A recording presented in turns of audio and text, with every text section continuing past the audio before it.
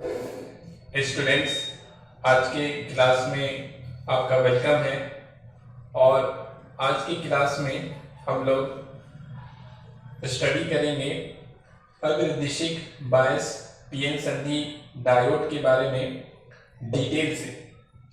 तो इसे देखते हैं हम लोग। तो सबसे पहले हम लोग एक ऐसा अर्धचालक डायोड कंसीडर करते हैं, उस पर विचार करते हैं जिसको अभी बैटरी से कनेक्ट नहीं किया गया है, यानी उसे बाहर से कोई वोल्टेज प्रदान नहीं किया गया है।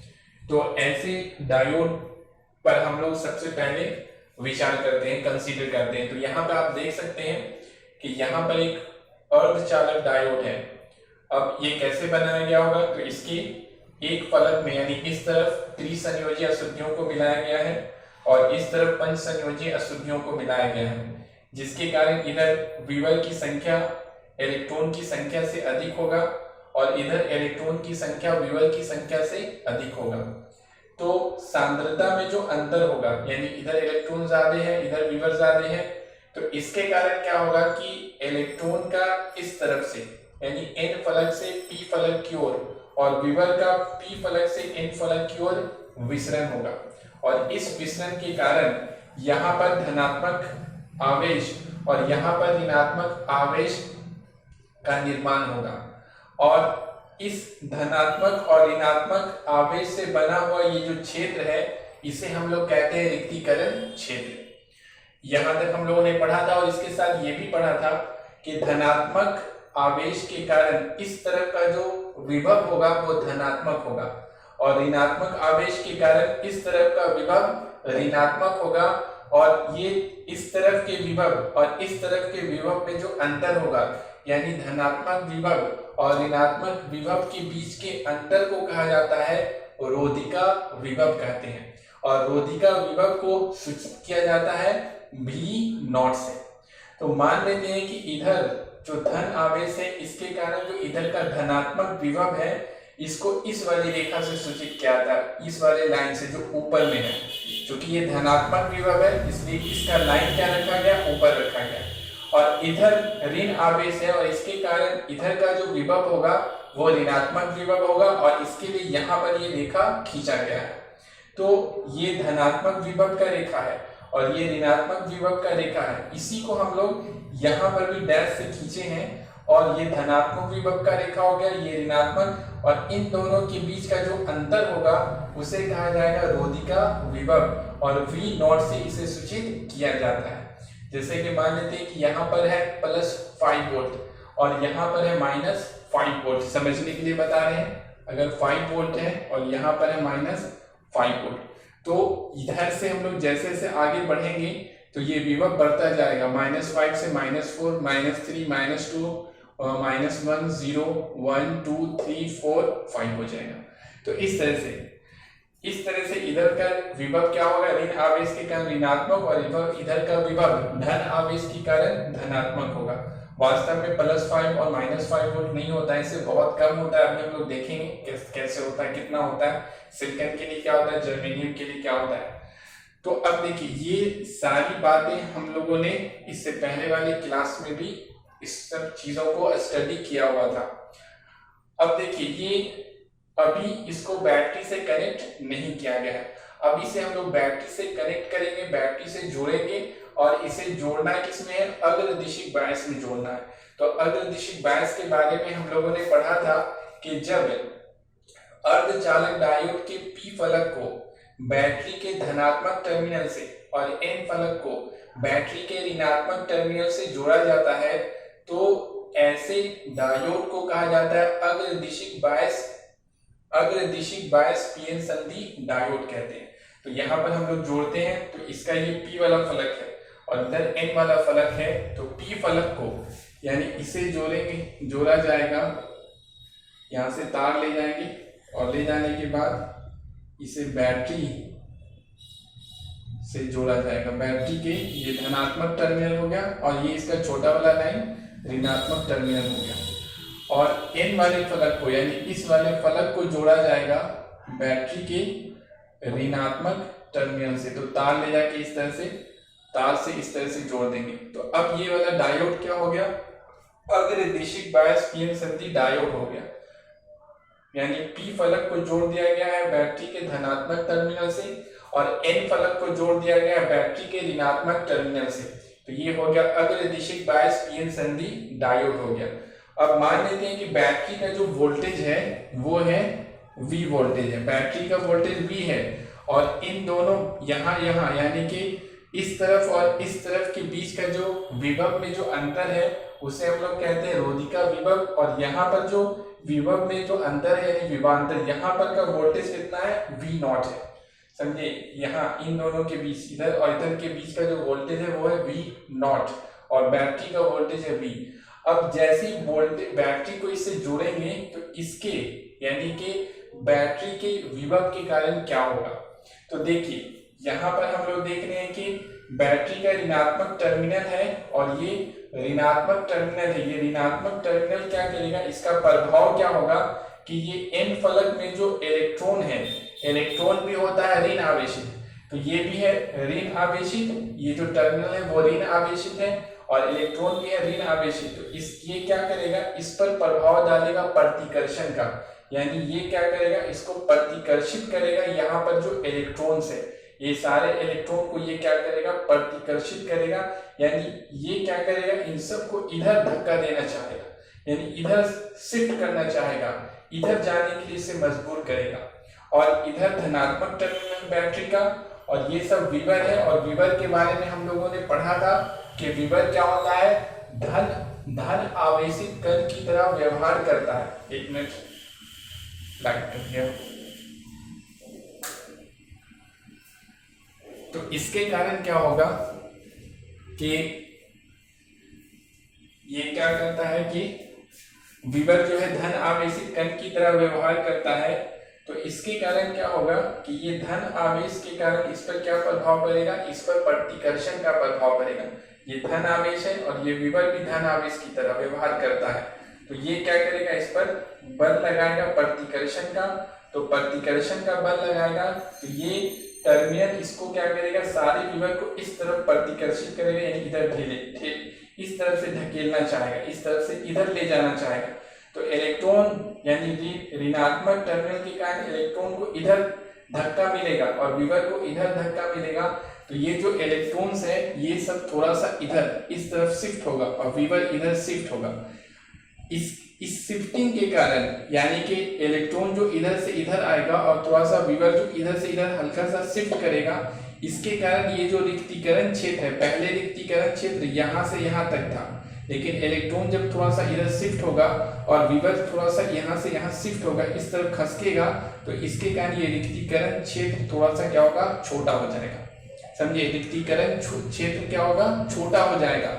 यानी अग्रदिशिक बायस में जो रिक्तीकरण क्षेत्र होता है वो घट जाता है, ये बात याद रखना है। और क्यों घटता है, क्योंकि हम लोग देखते हैं कि ऋणात्मक टर्मिनल यहाँ पर जो इलेक्ट्रॉन्स है उसको इधर धक्का देता है, प्रतिकर्षण का बल लगाएगा, और यहाँ पर जो धनात्मक टर्मिनल है वो विभव को धक्का देगा, प्रतिकर्षण का बल लगाएगा। तो ये दोनों यानी इधर से इलेक्ट्रॉन और इधर से विभव थोड़ा सा शिफ्ट होगा अंदर की तरफ। तो इसके कारण ये जो क्षेत्र है ये थोड़ा सा क्षेत्र क्या हो जाएगा, घट जाएगा। इसके साथ एक चीज और होगा, यहाँ पे जो ऋणात्मक आवेश है, यहाँ पर जो धनात्मक आवेश है, इसका जो निर्माण हुआ है वो कैसे हुआ है, तो इधर त्रिसंयोजी अशुद्धियों को मिलाया गया था, यानी इधर मिलाया गया है एल्युमिनियम को और इधर मिलाया गया होगा पंच संयोजी, यानी इधर फास्फोरस को मिलाया गया होगा। और फास्फोरस के बाहरी कक्षा में 5 इलेक्ट्रॉन होता है, इसका 4 इलेक्ट्रॉन तो सहसंयोजक बंधन बना लेता है, हम लोगों ने पढ़ा था। 5वां इलेक्ट्रॉन ऐसे ही रह जाता है और इसमें 3 इलेक्ट्रॉन होता है बाहरी कक्षा में, 1 2 3, और इसका यहाँ पर एक जगह खाली रह जाता है। तो ये इलेक्ट्रॉन जब यहाँ से यहाँ आता है और यहाँ पे भर जाता है, तो यहाँ से एक इलेक्ट्रॉन, फास्फोरस में जितना इलेक्ट्रॉन रहता है उसमें से एक इलेक्ट्रॉन की कमी हो जाती है, जिसके कारण ये क्या बन जाता है, P+ बन जाता है, और इसमें एक एक्स्ट्रा इलेक्ट्रॉन आ जाता है फास्फोरस से, इसलिए ये बन जाता है Al-। किसी भी परमाणु से अगर एक इलेक्ट्रॉन निकल जाएगा तो वो धन आवेशित धनात्मक आयन बन जाएगा, और किसी भी परमाणु में अगर एक इलेक्ट्रॉन आ जाएगा तो वो ऋणात्मक आयन बन जाएगा। तो यहाँ पर धन आवेश, और यही धन आवेश यहाँ पर दिखता है, यही धन आवेश यहाँ पर दिखाया जाता है। अब क्या होगा कि बैटरी को जैसे ही जोड़ेंगे तो ये बैटरी का धनात्मक टर्मिनल है, ये धनात्मक टर्मिनल विवर को तो इस तरफ पुश करेगा, नहीं धक्का देगा, लेकिन यहाँ पर जो इलेक्ट्रॉन है, जो एक्स्ट्रा इलेक्ट्रॉन है एल्युमिनियम के पास, जो एक्स्ट्रा इलेक्ट्रॉन आया हुआ है, इस एक्स्ट्रा इलेक्ट्रॉन को क्या करेगा, ये खींचेगा, ये प्लस है और यहाँ पर इलेक्ट्रॉन है और इलेक्ट्रॉन पर ऋण आवेश, इलेक्ट्रॉन ऋण आवेशित कण होता है इलेक्ट्रॉन पर, तो ये धनात्मक टर्मिनल यहाँ पर जो एक्स्ट्रा इलेक्ट्रॉन है उसको खींचेगा। तो इसमें से क्या होगा कि इसमें से कुछ परमाणु में से इलेक्ट्रॉन निकल जाएगा। मान लेते इसमें से इलेक्ट्रॉन निकलता है तो इसमें से जो इलेक्ट्रॉन ऐसे निकलेगा, जैसे ही एक इलेक्ट्रॉन निकल जाएगा तो वो एक्स्ट्रा इलेक्ट्रॉन निकलेगा जो एल्युमिनियम के पास फास्फोरस से आ गया था। तो जैसे ही इलेक्ट्रॉन यहाँ से निकलेगा तो ये आयन यहाँ पे से खत्म हो जाएगा, ये ऋणात्मक जो ऋणात्मक आवेश है वो यहाँ पे से एल्युमिनियम में से क्या हो जाएगा, खत्म हो जाएगा। शुरू में एल्युमिनियम के पास कितना इलेक्ट्रॉन होगा, 13 इलेक्ट्रॉन होगा, एक इलेक्ट्रॉन इसमें से आ गया तो ये हो जाएगा 14 इलेक्ट्रॉन, और फिर क्या होगा, एक इलेक्ट्रॉन जब ये वाला टर्मिनल खींचेगा तो एक इलेक्ट्रॉन जब निकल जाएगा तो फिर ये क्या हो जाएगा, 13 इलेक्ट्रॉन हो जाएगा। तो 13 इलेक्ट्रॉन और 13 प्रोटॉन, तो कुल आवेश फिर क्या हो जाएगा, इस पर 0 हो जाएगा, यानी कि ये जो ऋणात्मक चिन्ह है वो खत्म हो जाएगा, ऋण आवेश खत्म हो जाएगा। अब ये इलेक्ट्रॉन यहाँ से चलेगा और चलते हुए यहाँ से होते हुए इस तरफ से चलते हुए कहाँ पहुंचेगा, यहाँ से होते हुए यहाँ से जाकर के फिर यहाँ पर जो फास्फोरस में से एक इलेक्ट्रॉन निकल गया था वो इस फास्फोरस के पास पहुंच जाएगा, फास्फोरस के पास पहुंचेगा। तो जैसे ही फास्फोरस के पास पहुंचेगा तो फिर फास्फोरस के पास कितना हो जाएगा, 15 इलेक्ट्रॉन हो जाएगा। अभी तो पहले इसके पास था 15 इलेक्ट्रॉन, फिर एक इलेक्ट्रॉन यहाँ से यहाँ चला गया तो फिर हो गया था 14 इलेक्ट्रॉन, और फिर इलेक्ट्रॉन यहाँ से निकल करके घूम के जब यहाँ पहुंचेगा तो फिर हो जाएगा 15 इलेक्ट्रॉन, और इसके पास 15 प्रोटॉन होता है। तो फिर यहाँ पर कुल आवेश क्या हो जाएगा, 0 हो जाएगा, यानी फिर ये क्या हो जाएगा, यहाँ पर का आवेश के प्लस भी खत्म हो जाएगा। इसी तरह से जब यहाँ से इलेक्ट्रॉन निकलेगा तो फिर ये घूमते हुए इलेक्ट्रॉन यहाँ पहुंचेगा, ये भी खत्म होगा। इस तरह से धीरे धीरे ये भी खत्म होना शुरू होगा और ये जो रिक्तीकरण क्षेत्र है वो छोटा होना शुरू होता है। तो ये इसके पीछे का कारण है कि जब अग्रदिशी बायस में किसी पीएन संधि डायोड को जोड़ा जाता है तो उसका रिक्तीकरण क्षेत्र क्या होता है, घटने लगता है। रिक्तीकरण क्षेत्र के घटने से क्या होगा कि रिक्तीकरण क्षेत्र के घटने से इन दोनों शिरों के बीच का जो विभवांतर है, जो इसके विभव में जो अंतर है, जो रोधिका विभव है, वो भी घटने लगेगा। पहले था V0, उसके बाद जैसे जैसे ये रिक्तीकरण क्षेत्र छोटा होगा और ये जो आयन है, ये जो आवेश है वो खत्म होना शुरू होगा, तो यहाँ पर का जो रोधिका विभव है वो भी क्या हो जाएगा, घटना शुरू होगा। शुरू में था देखिए V0 है, अब अगर घटेगा, मान लेते हैं कि ये इलेक्ट्रॉन सब इधर शिफ्ट हो रहा है, तो इलेक्ट्रॉन जब शिफ्ट होगा तो मान लेते हैं कि थोड़ा सा ये जो रिक्तीकरण क्षेत्र का लाइन है ये वाला शिफ्ट होकर के यहाँ पहुंच गया, ये वाला लाइन मान लेते हैं यहाँ पहुंच गया, ये वाला लाइन यहाँ शिफ्ट हो गया, ठीक है। इसको ऊपर ले जाते हैं, ऊपर भी देखेंगे हम लोग।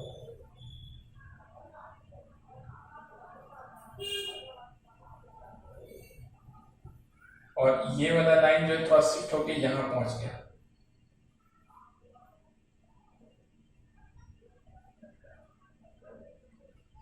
इसको ऊपर भी देखते हैं।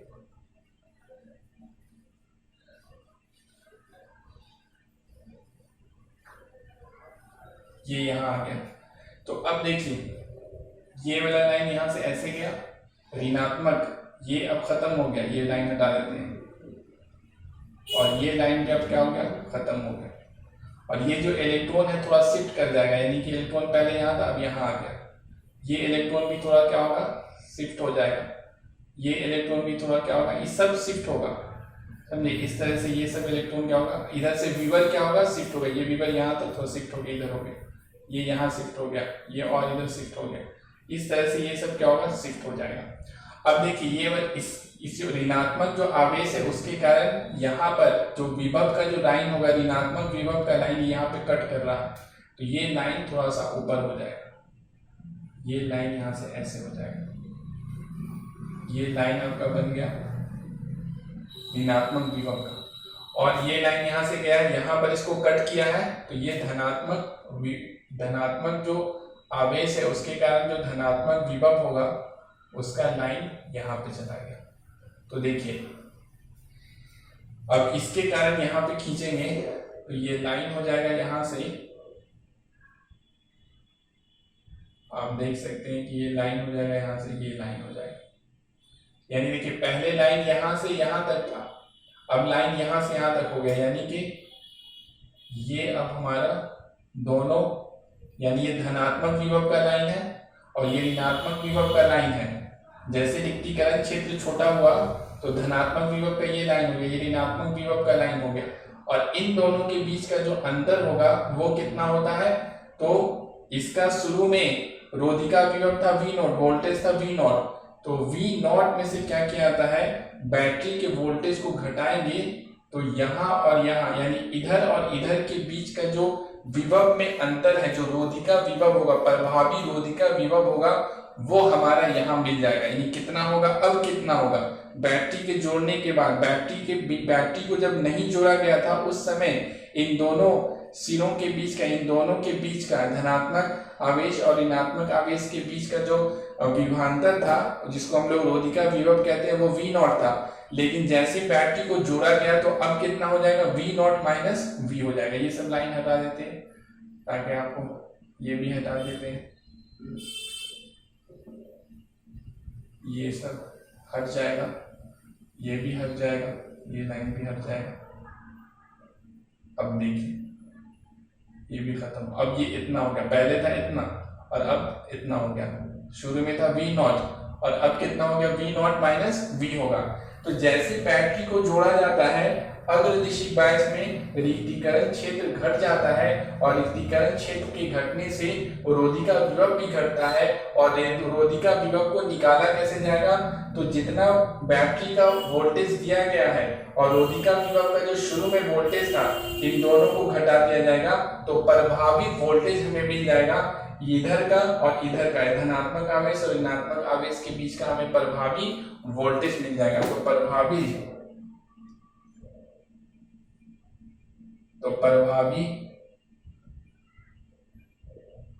जो वोल्टेज होगा वो कैसे मिलेगा, V0 माइनस V, इस सूत्र से हम लोग निकाल सकते हैं। अब देखिए आगे, अब आगे देखते हैं हम लोग कि वोल्टेज, अगर मान लेते हैं कि यहाँ पर जो बैटरी लगा हुआ है वो बैटरी ऐसा लगा हुआ है जिसका हम लोग वोल्टेज बदल सकते हैं। तो अगर बदल सकते हैं तो बदलने वाला अगर बैटरी का बटन, तो उसको हम लोग इस तरह से दिखाते हैं, यानी इसको बदला जा सकते हैं। जैसे कैसे हम लोग पंखा में रेगुलेटर होता है, उसको घुमाते हैं तो स्पीड बढ़ने लगता है, इधर करते हैं तो स्पीड घटने लगता है। इसी तरह से यहाँ पर का वोल्टेज क्या किया जाता है, बढ़ाया घटाया जा सकता है। तो मान लेते हैं कि सबसे पहले मानते हैं कि सिलिकॉन का बना हुआ डायोड होगा।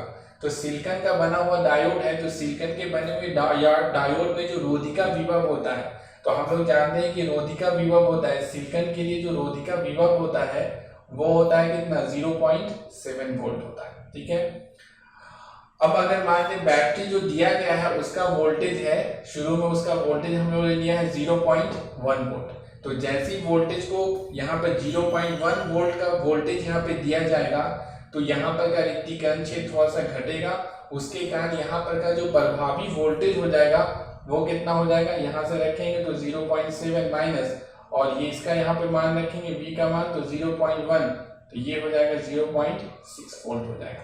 यानी कि अब प्रभावी वोल्टेज यहाँ इधर और इधर का प्रभावी वोल्टेज कितना हो जाएगा, वो हो जाएगा 0.6 वोल्ट हो जाएगा। ठीक है, इसी तरह से अगर वोल्टेज को और बढ़ाते हैं, मान लेते हैं इसको कर दिए 0.2 वोल्ट, तो यहाँ पे भी हो जाएगा 0.2, और ये कितना हो जाएगा, 7 में से 2 घटाएंगे तो 0.5 हो जाएगा। इसी तरह से अगर इसको और बढ़ाएंगे, और बढ़ा के इसको कर दिए 0.6, तो ये हो जाएगा 0.6 और ये हो जाएगा 0.1 हो जाएगा।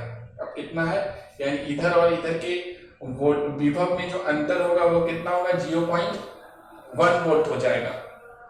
अब देखिए अब क्या करेंगे, एक मिनट,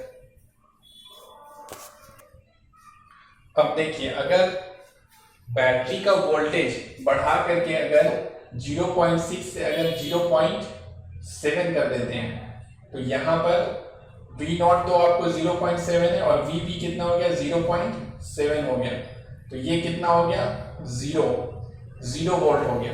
ठीक है, तो यहाँ पर कितना हो जाएगा 0 वोल्ट हो जाएगा। तो इसका मतलब है कि इधर और इधर के बीच का जो विभव में अंतर है वो खत्म हो जाएगा।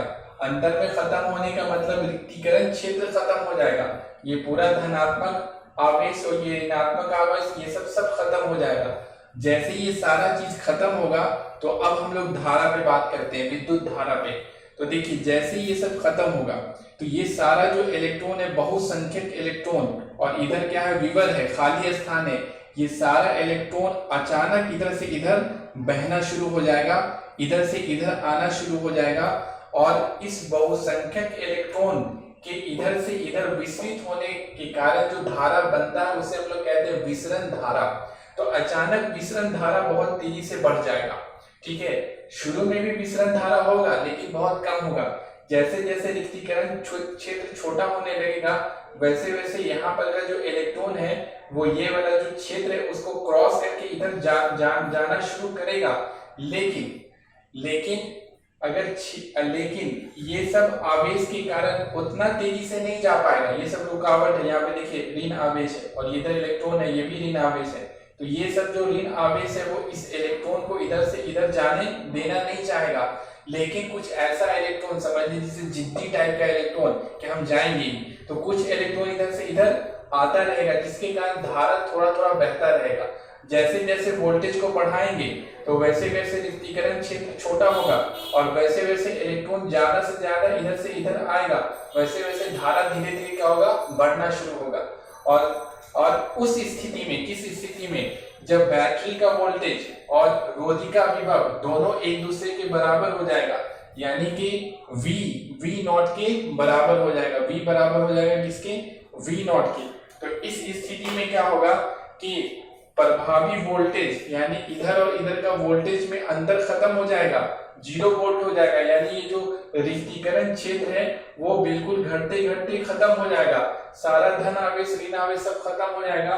तो अचानक बहुत सारा बहुसंख्यक इलेक्ट्रॉन इधर से इधर जाएगा, यानी उसका विसरण होगा, और इसके कारण जो धारा होगा उसे विसरित धारा कहते हैं, विसरण धारा कहते हैं। और विसरण धारा अचानक क्या हो जाएगा, तेजी से, बहुत तेजी से क्या हो जाएगा, बढ़ जाएगा। इसी को हम लोग ग्राफ में देखेंगे यहाँ पर कि किस तरह से बढ़ता है।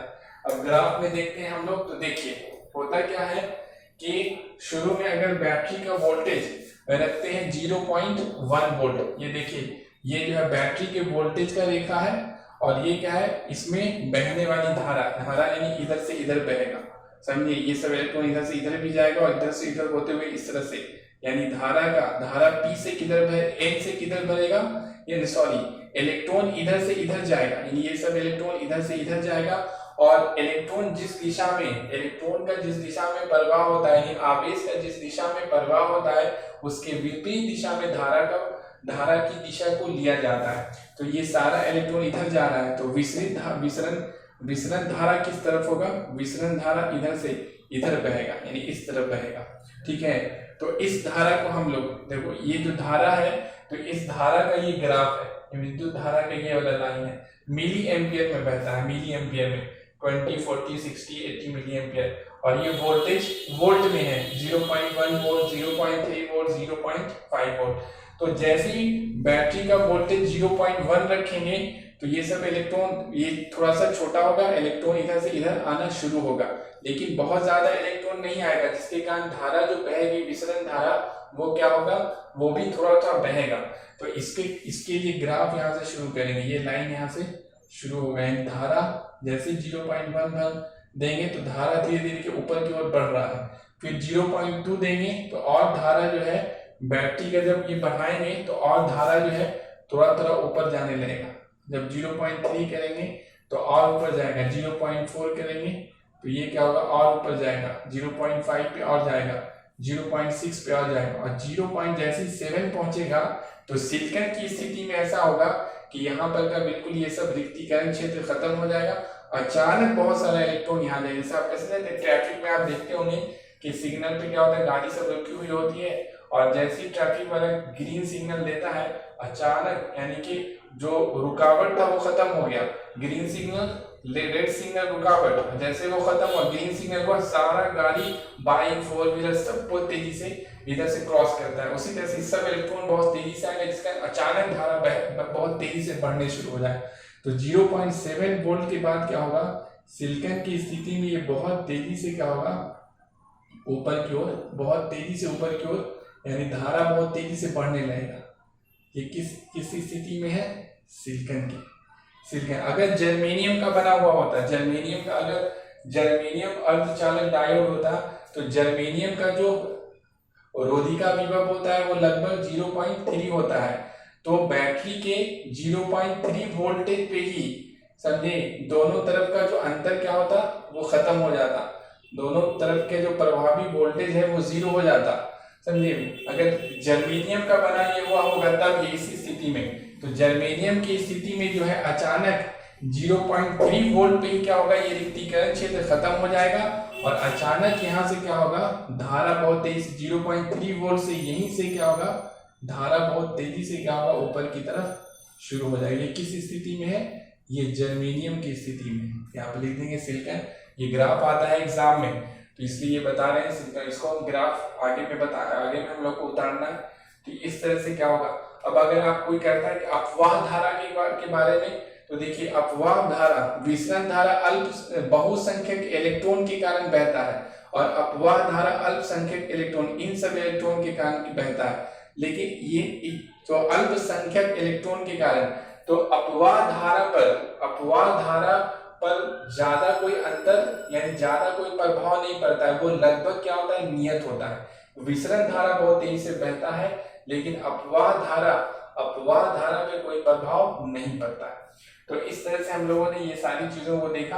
अब इन सब चीजों के बारे में जो लिखना है तो हम इन सब चीजों को डिस्क्रिप्शन, वीडियो के डिस्क्रिप्शन में इन सब चीजों को लिखा हुआ आपको मिलेगा, वहीं से आपको क्या करना है, अपने कॉपी में उतार लेना है। स्टेप बाय स्टेप एक एक पॉइंट इसका जितना भी वो सब हम लिखा हुआ आपको वहां पे लिखा हुआ मिलेगा और वहीं से आपको क्या करना है, अपने कॉपी में उतार लेना है। तो इस वीडियो के डिस्क्रिप्शन में जा करके आप वहां से कॉपी कर ले, वहां से नोट्स बना लें। ओके।